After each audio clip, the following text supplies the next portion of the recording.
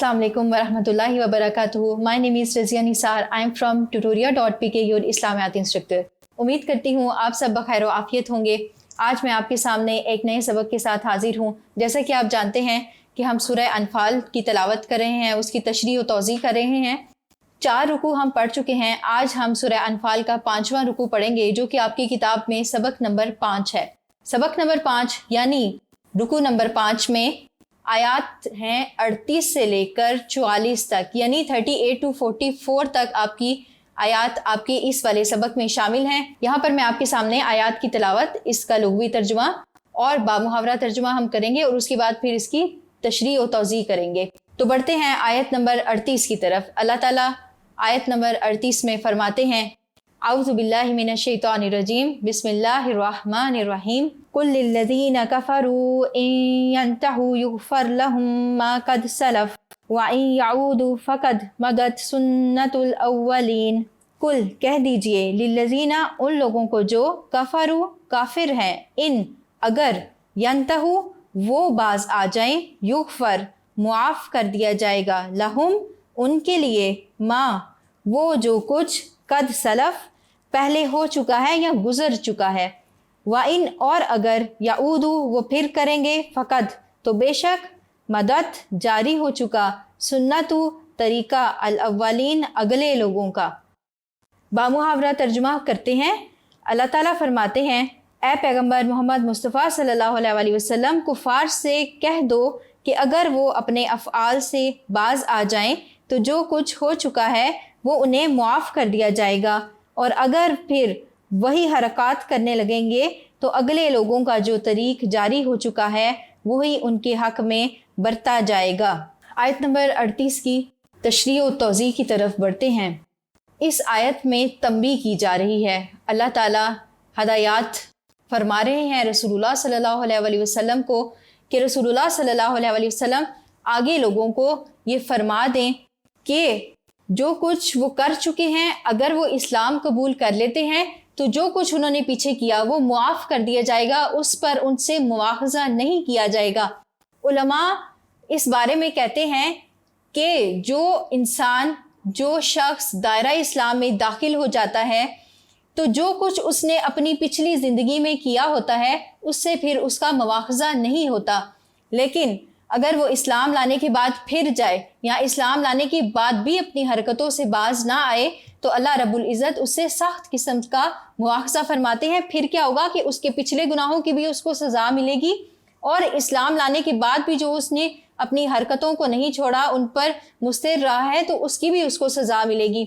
अब यहाँ पर अगर आप इस आयत को पिछली आयत से रिलेट करें तो यहाँ पर आपको ये भी पता चलता है कि जैसा कि ग़ज़वा बदर में अल्लाह ताला ने कुफ़ार का हशर किया, उसके बाद अब काफिरों को ये तंबीह की जा रही है कि तुम्हारे सामने हक़ का रास्ता है, हक़ के रास्ते की चुन लो, यानी इस्लाम को कबूल कर लो, तो क्या होगा, तुम्हारे पिछले गुनाह मुआफ़ कर दिए जाएंगे और तुम्हारे लिए अल्लाह ताला नेमतों वाली जन्नत को मुख्तस कर देगा, तुम्हारे लिए उसको कायम कर देगा, तुम्हारे लिए वहाँ पर घर बना देगा।